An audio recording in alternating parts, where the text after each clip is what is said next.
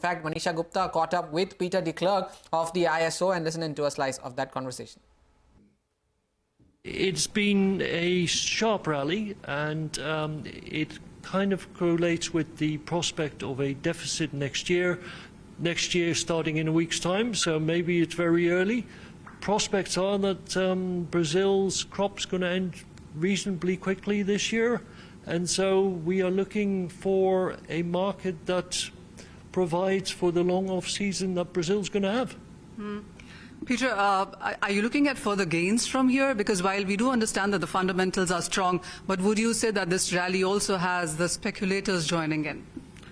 The speculators have certainly moved their position. They were short for most of this year, which we thought was a very unusual position for them.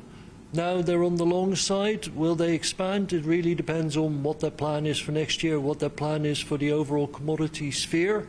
Interest rate cuts in the US last week, possibly a driver for more commodity-friendly positioning from them. Peter, when it comes to India, we're also looking at ethanol, and that really seems to be a big story, with markets anticipating that the ethanol prices would be revised in next 4 to 6 weeks. Would you say that's going to be yet another supportive factor? I think the statement by the government on the use of cane juice and B-heavy molasses for ethanol production was a nice surprise for the industry. Secretary Chopra, who's also the chairman of the ISO this year, made that statement, and I think there are further statements in prospect concerning the sugar industry. At the moment, the sugar industry is very positive about what the government is looking to achieve, and similarly the government's very keen on what the sugar industry is achieving.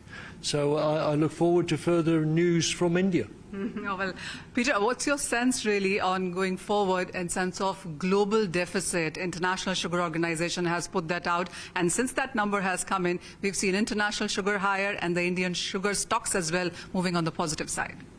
Yes, so the prospect for next season is still a very early estimate. Production prospects in the sort of global north, if you will, European numbers have improved. We have to recognise that the first half of the October-September year has naturally a surplus of production over consumption. So a rally, a further rally, possibly not until early next year. Peter, also, how are you looking at Brazil, India, Thailand, the way the numbers are coming in, and of course the ethanol story? Going forward, next 3 to 5 years, how would you look at sugar as a sector? I look at sugar always with a positive note and a feeling that sugar is the ultimate crop when it comes to high yields. So I am pretty certain that we should have a bigger sugar industry in the next 5 years, if only to cover the higher ethanol demands that we're going to see around the globe.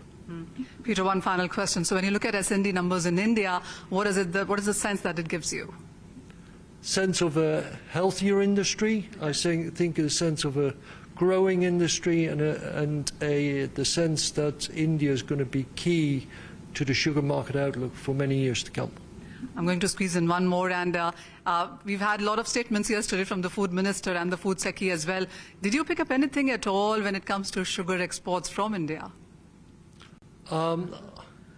The short answer is no, but the prospect is never far from our mind, so we wait and see. All right. Peter, thank you so much for joining us. It's been a pleasure. Appreciate it. Okay, all right, that's an interesting conversation all about the sugar space, but it's time for a short break. On the other side, we'll be joined by Yatharth Tyagi, the whole-time director at Yatharth Hospitals.